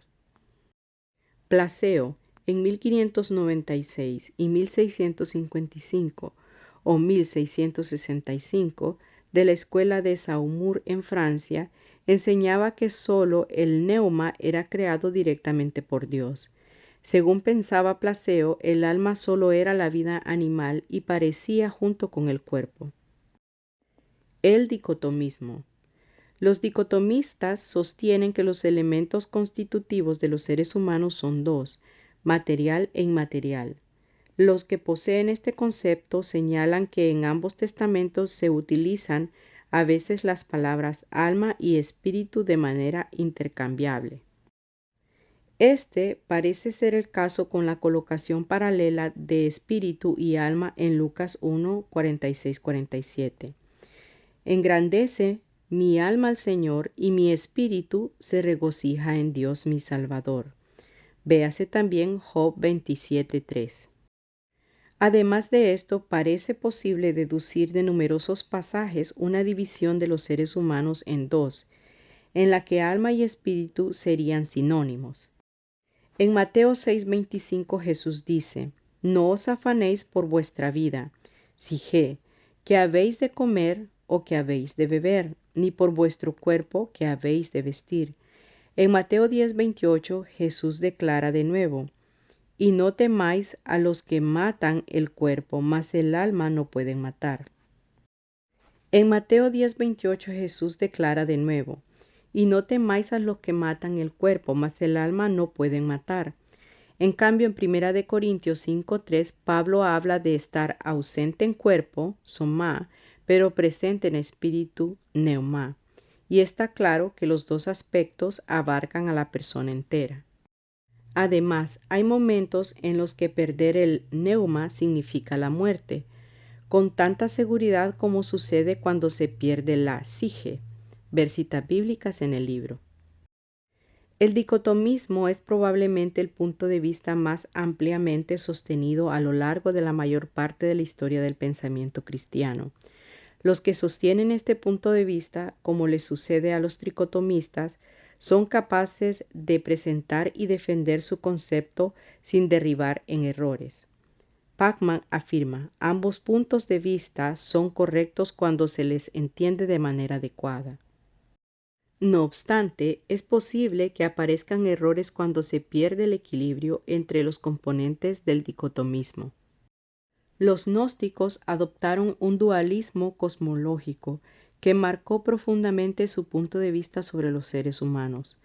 Afirmaban que el universo estaba dividido en dos partes, una inmaterial, espiritual, que era intrínsecamente buena, y otra material y física, que era intrínsecamente mala. Estos dos aspectos del universo estaban separados por un abismo insalvable. Paradójicamente, los seres humanos están formados por ambos componentes. Como consecuencia de esta naturaleza dualista innata, los seres humanos podían reaccionar de dos formas. 1. Pecar a su gusto porque el espíritu que es bueno nunca se marcharía con el cuerpo que es malo. O 2. Castigar al cuerpo por medio de la disciplina ascética porque es malo.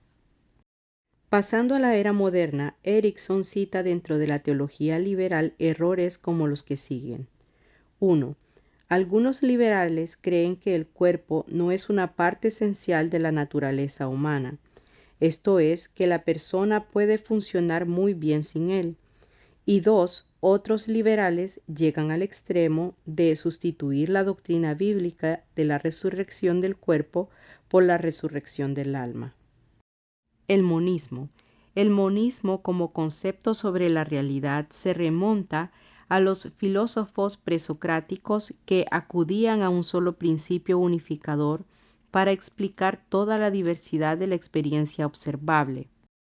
Sin embargo, es posible enfocar el monismo de una manera mucho más limitada, y eso hacemos cuando lo aplicamos al estudio de los seres humanos. Los teólogos monistas afirman que los diversos componentes de los seres humanos que se describen en la Biblia forman una unidad radical indivisible. En parte, el monismo fue una reacción de la neortodoxia contra el liberalismo, que había propuesto una resurrección del alma y no del cuerpo. Sin embargo, como veremos, el monismo, aunque haya tenido razón en reaccionar contra los errores del liberalismo, tiene sus propios problemas. Los monistas señalan que donde el Antiguo Testamento usa la palabra carne, basar, está claro que los escritores del Nuevo Testamento utilizan tanto carne, sarx, como cuerpo, soma. Cualquiera de los términos bíblicos se puede referir a la persona entera, porque en los tiempos bíblicos se veía a la persona como un ser unificado. Por tanto, según el monismo, debemos considerar a los seres humanos como unidades integradas y no como diversos componentes que se pueden identificar de manera individual con su propia categoría.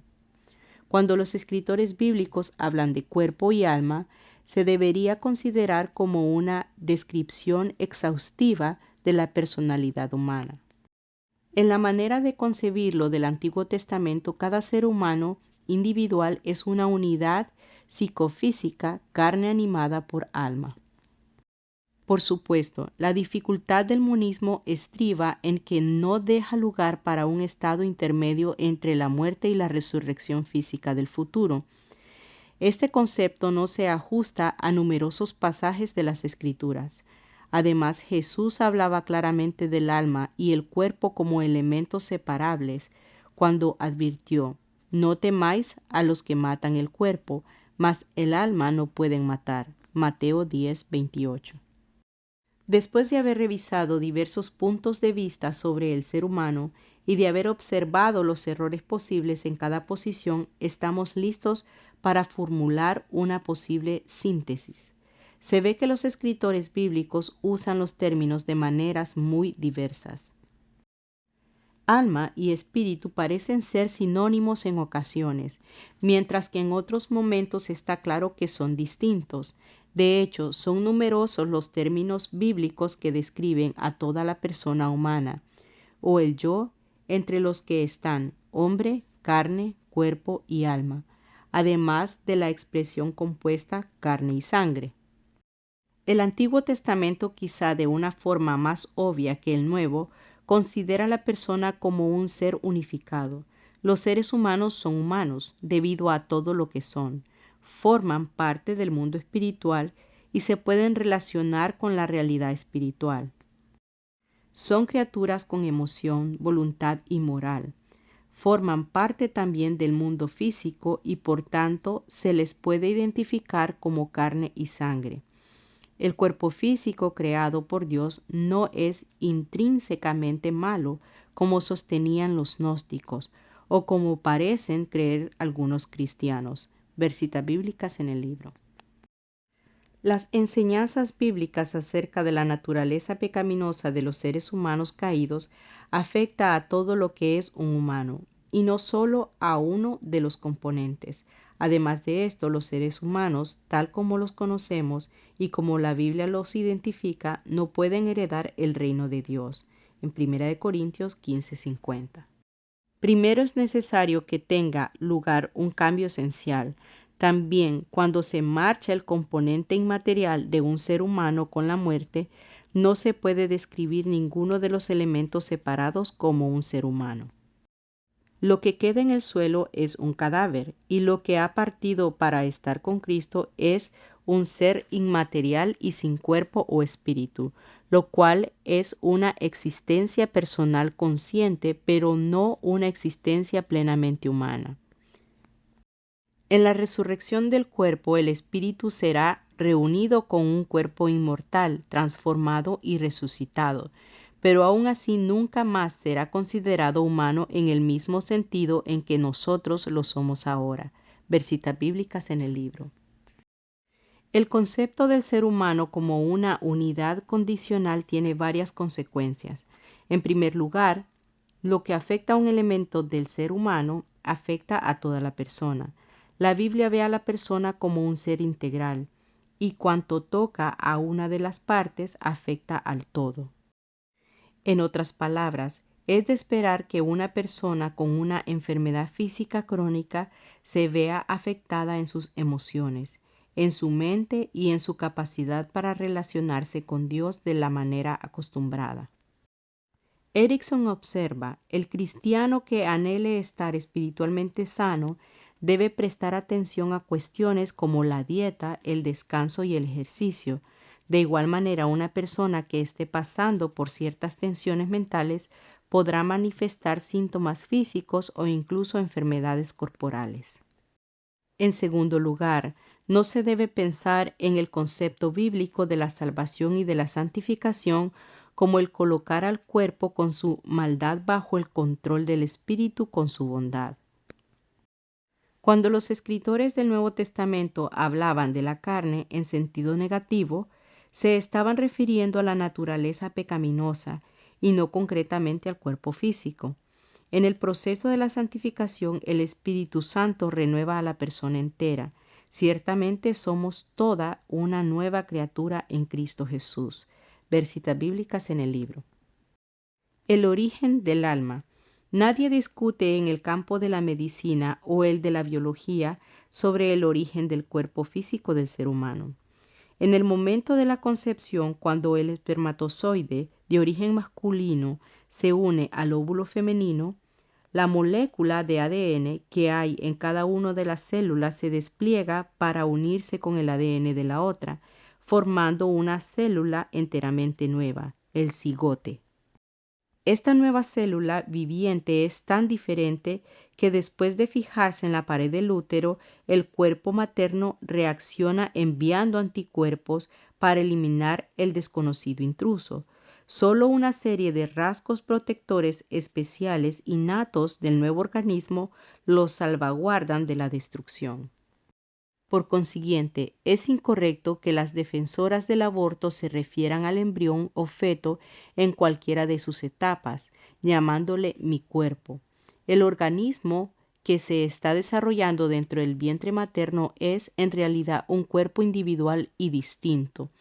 A partir de la concepción, este cuerpo distinto producirá más células, todas las cuales retendrán el esquema de cromosomas exclusivos del cigote original.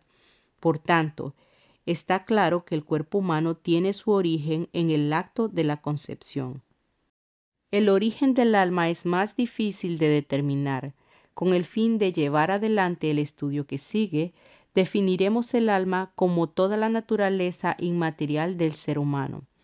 Abarcará los términos bíblicos corazón, riñones, entrañas, mente, alma, espíritu, etc. Las teorías sobre el origen del alma orientadas por principios bíblicos son tres: preexistencia, creacionismo, Dios crea directamente cada alma, y traducianismo, cada alma se deriva del alma de sus padres. Teoría de la preexistencia. Según la teoría de la preexistencia, un alma creada por Dios en algún momento del pasado entra en el cuerpo humano en algún instante al principio del desarrollo del feto. Más concretamente, el alma de todas las personas tenía una existencia personal consciente en un estado previo. Estas almas pecan en diversos grados dentro de este estado preexistente, condenándose a nacer a este mundo en un estado de pecado y en conexión con un cuerpo material. El partidario cristiano más importante de este punto de vista fue Orígenes, el teólogo alejandrino alrededor de 185 al 254. Este sostenía que el estado presente que observamos ahora en nuestro ser, el individuo, alma y cuerpo, solo es una etapa de la existencia del alma humana. Hodge reflexiona sobre el concepto de Orígenes con respecto al alma. Ha pasado a través de otras épocas y formas de existencia innumerables en el pasado, y debe pasar por otras innumerables épocas más en el futuro. Debido a sus insuperables dificultades, la teoría de la preexistencia nunca ha ganado muchos adeptos. 1. Se basa en la noción pagana de que el cuerpo es intrínsecamente malo y por tanto la entrada del alma en él equivale a un castigo. 2. La Biblia nunca habla de la creación de seres humanos antes de Adán, ni de apostasía alguna de la humanidad antes de la caída relatada en Génesis 3. 3. La Biblia nunca atribuye nuestra situación pecaminosa del presente a ninguna otra fuente superior más que al pecado de Adán, nuestro primer padre. Versitas bíblicas en el libro. La teoría creacionista. Según la teoría creacionista, cada alma, de manera individual, debe ser considerada como una creación inmediata de Dios, que debe su origen a un acto creador directo. En cuanto al momento preciso en que es creada el alma y cuando es unida al cuerpo, sencillamente, las escrituras no dicen nada.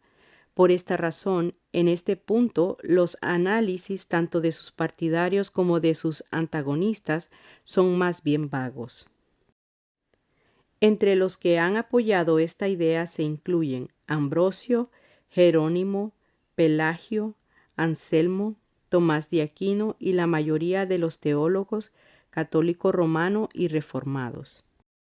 Las evidencias bíblicas utilizadas para sostener la teoría creacionista tienden a concentrarse en los pasajes de las Escrituras que le atribuyen a Dios la creación del alma o espíritu. Versitas bíblicas en el libro. Algunos de los que rechazan la teoría creacionista señalan que las Escrituras afirman también que Dios creó el cuerpo, en Salmo 139 del 13 al 14 y Jeremías 1:5. Al respecto afirma Augusto Strong: no obstante, no dudamos en interpretar estos últimos pasajes como expresión de una creación mediata, no inmediata. Además de lo dicho, esta teoría no explica la tendencia de todos los humanos a pecar. El traducianismo. Strong cita al teólogo africano Tertuliano alrededor de 160 al 230, Gregorio Niceno 330 alrededor de 395 y Agustín 354 a 430, cuyos comentarios apoyan al traducianismo, aunque ninguno de ellos nos proporciona una explicación completa de este punto de vista. Más recientemente, los reformadores luteranos en general aceptan el traducianismo. El término traduciano se deriva del verbo latín traducere, llevar o cargar de un lado para otro, transportar o transferir.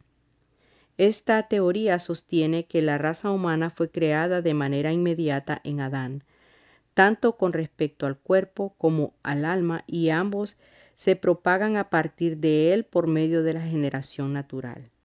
En otras palabras, Dios proporcionó en Adán y Eva los medios por los cuales ellos y todos los humanos tendrían descendencia a su propia imagen, lo cual comprendería la totalidad de la persona, material e inmaterial. Génesis 5.1 afirma: el día en que creó Dios al hombre, a semejanza de Dios lo creó. En contraste con esto, Génesis 5.3 señala: y vivió Adán 130 años y engendró un hijo a su semejanza. Dios le dio a Adán y a Eva el poder de engendrar hijos que fuesen iguales a ellos en cuanto a composición.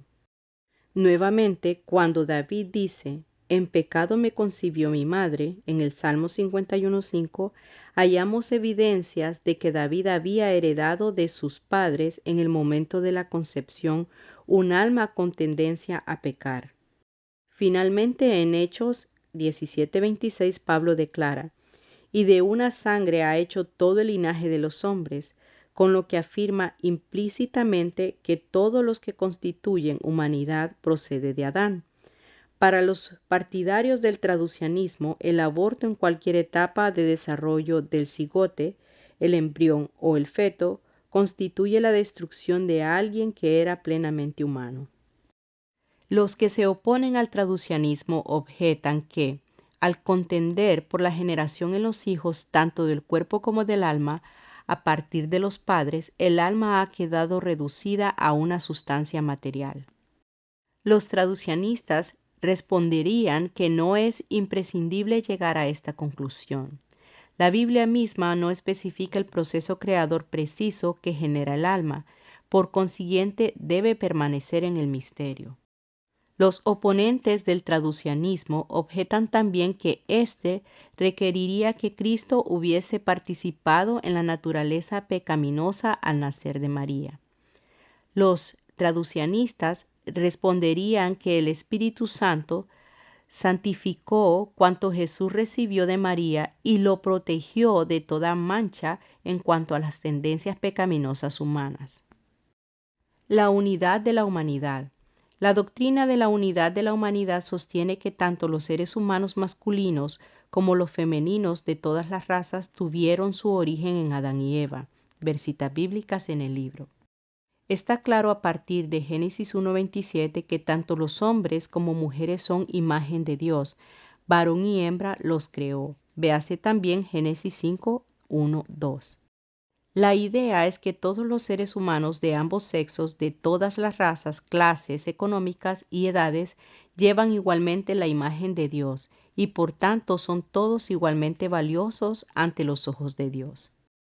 Puesto que la Biblia presenta a ambos sexos de la raza humana como hechos a imagen de Dios, no tiene sentido que los hombres consideren a las mujeres como inferiores en algún sentido, o como miembros de segunda clase de la raza humana. La palabra ayuda de Génesis 2.18 se utiliza con frecuencia para referirse a Dios en Éxodo 18.4 y no es indicación de que se trate de una categoría inferior.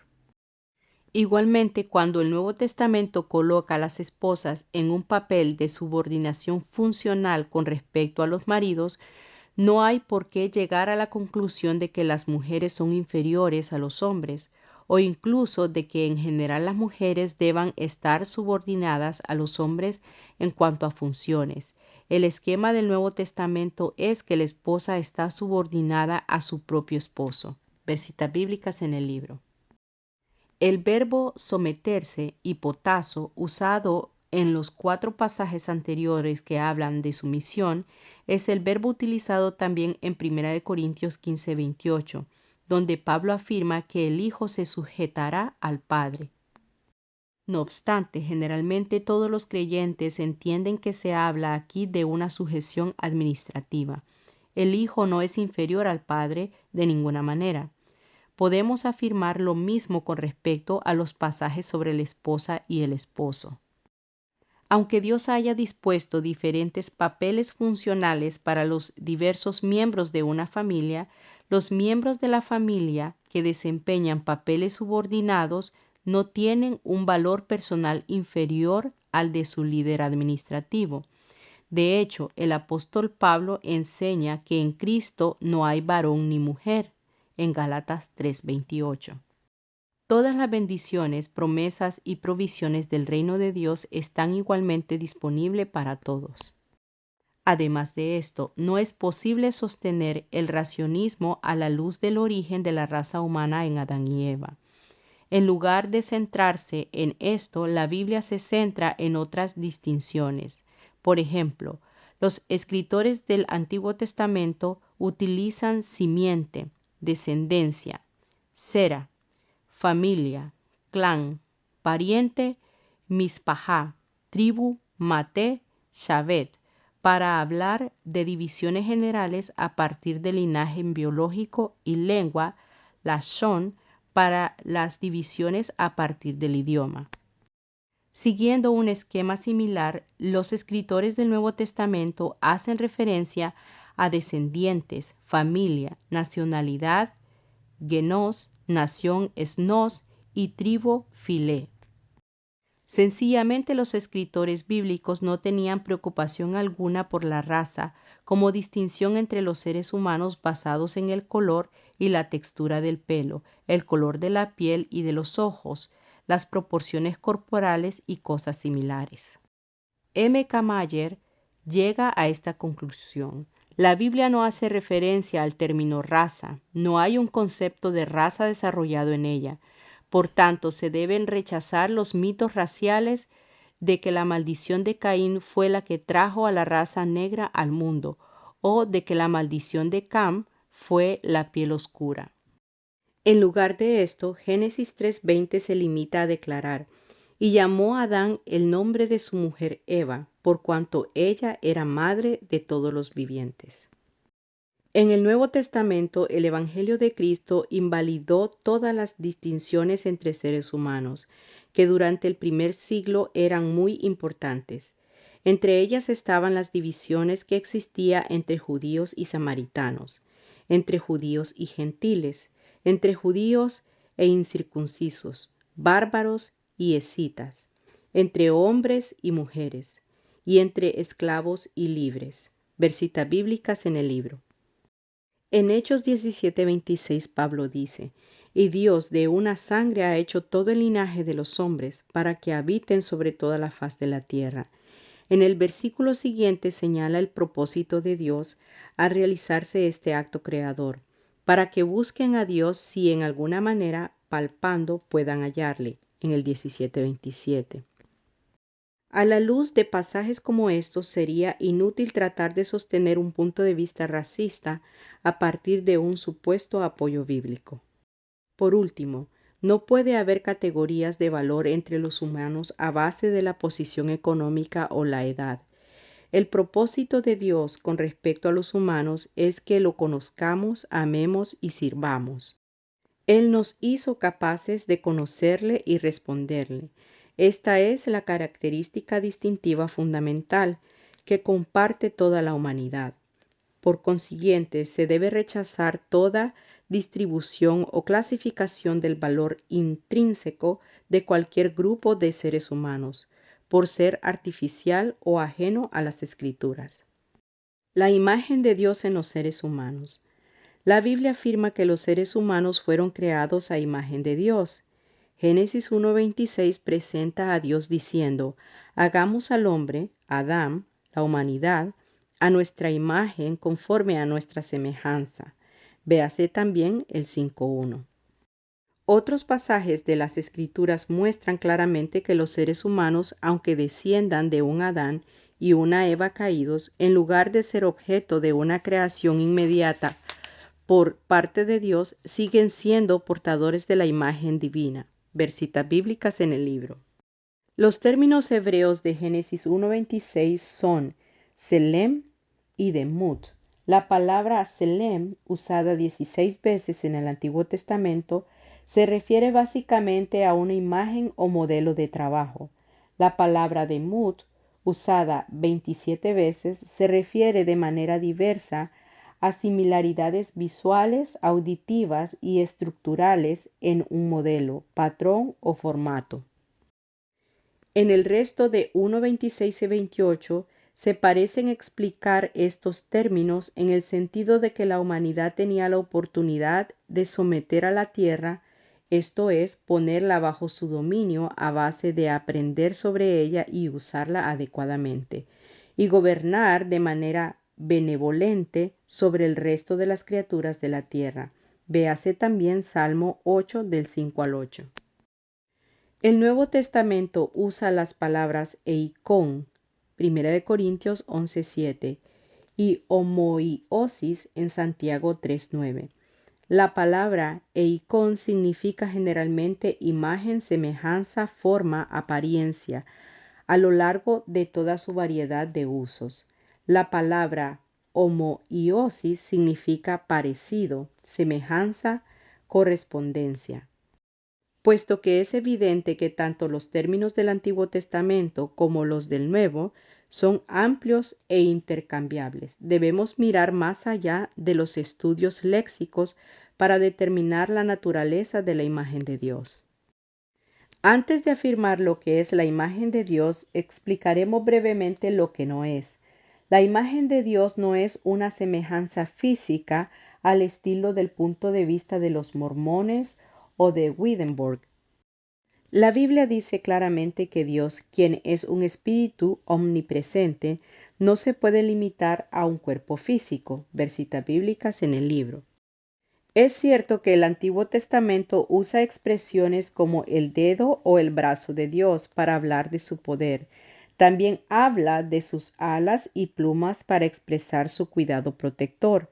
Salmo 91:4. Pero estos términos son antropomorfismos, figuras de dicción usadas para presentar una imagen sobre algún aspecto de la naturaleza o el amor de Dios. Dios le advirtió a Israel que no hiciera una imagen para adorarla, porque cuando le habló al pueblo en Horeb, el monte Sinaí, no vieron ninguna figura, es decir, toda forma física sería contraria a lo que Dios es realmente. Versitas bíblicas en el libro. Otro error, quizá una versión moderna de la mentira de la serpiente en Génesis 3:5, es que la imagen de Dios hace de los humanos pequeños dioses. Ciertamente, una exégesis y una hermenéutica sólida son y siempre serán el único antídoto eficaz contra estas y otras doctrinas nuevas, la mayoría de las cuales solo son herejías antiguas. Después de identificar las posiciones que hemos de evitar, dirigimos ahora nuestra atención al concepto bíblico de la imagen de Dios. Varios pasajes del Nuevo Testamento nos proporcionan los cimientos para nuestra definición de la imagen de Dios en la persona humana.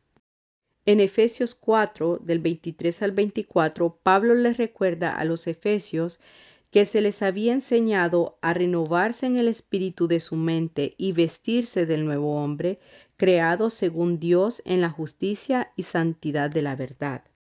En otro lugar, Pablo dice que la razón por la que tomamos decisiones morales correctas es porque nos hemos revestido del nuevo hombre, el cual, conforme a la imagen del que lo creó, se va renovando hasta el conocimiento pleno. Colosenses 3:10.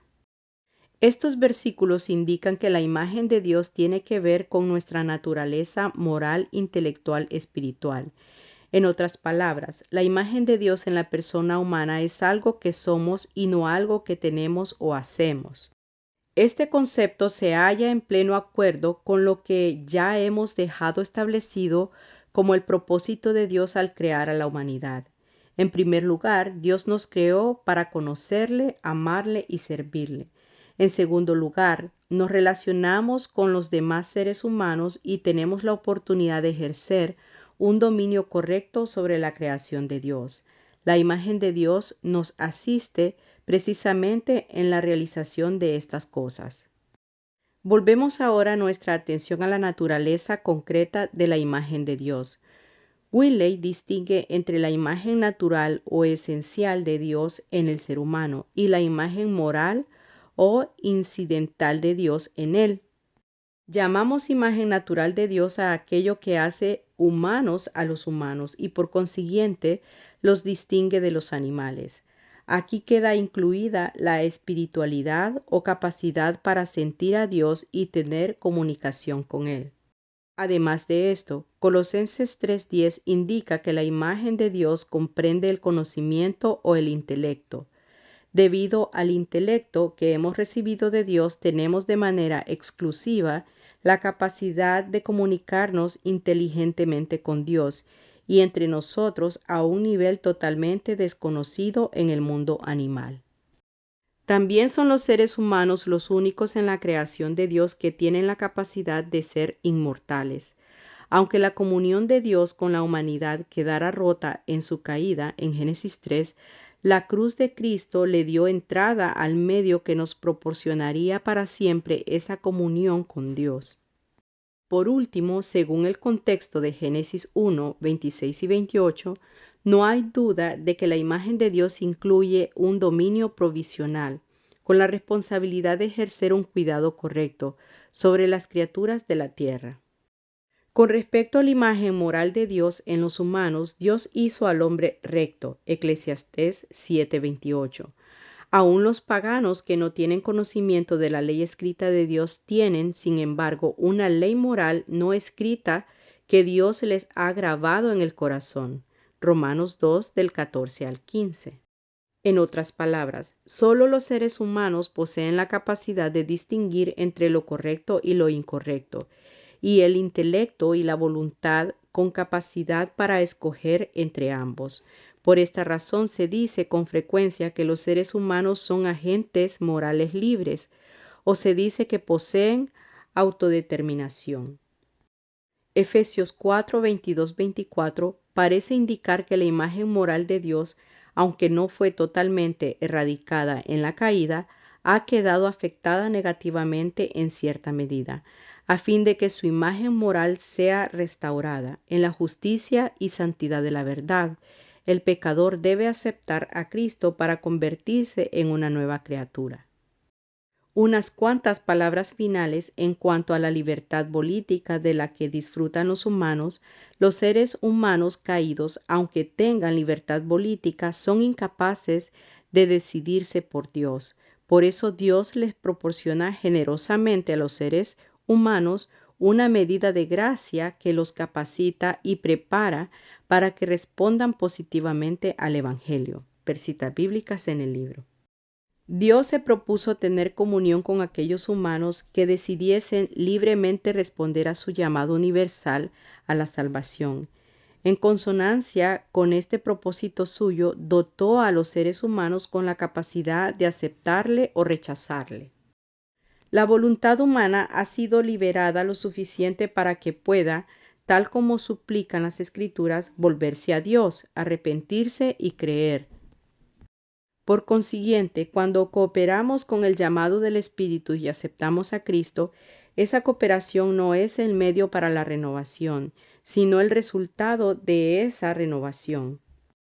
Para los cristianos que crean en la Biblia, cualquiera que sea su persuasión, la salvación es externa al 100%, un don no merecido, procedente de un Dios misericordioso. Dios nos ha dado en su bondad lo que necesitamos para que se cumpla su propósito en nuestra vida: conocerle, amarle y servirle. Preguntas de estudio. 1. ¿Qué significa la frase creación ex nihilo y qué evidencias bíblicas hay a favor de esa doctrina? 2. ¿Por qué deben involucrarse los cristianos en los intentos por armonizar los datos bíblicos con los científicos? 3. ¿Qué de bueno ha producido el presente debate entre los partidarios de los diversos modelos creacionistas? 4. ¿Cuáles son las ventajas del concepto de unidad condicional acerca de la constitución de los seres humanos sobre el tricotomismo y el dicotomismo? 5. ¿Qué constituye la imagen de Dios en los seres humanos?